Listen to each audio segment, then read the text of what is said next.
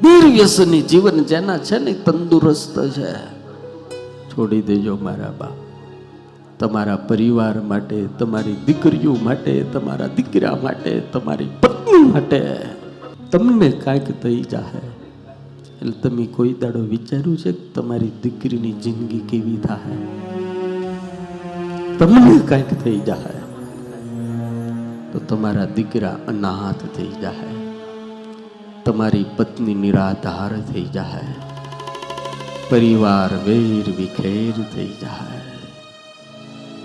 આપણા જેટલા આદર્શો છે એને કોઈએ આવા વ્યસન નથી કર્યા મારા બાપ, કોઈએ. મહાત્મા ગાંધી હોય તોય ભલે, સરદાર વલ્લભભાઈ પટેલ હોય તોય ભલે, આવા ખોટા માર્ગથી દૂર રહ્યા છે એટલે ભારતનું નિર્માણ કરી શક્યા છે. આજેની મૂર્તિઓની સ્થાપના થાય છે કારણ કે એના ચરિત્રો શ્રેષ્ઠ હતા.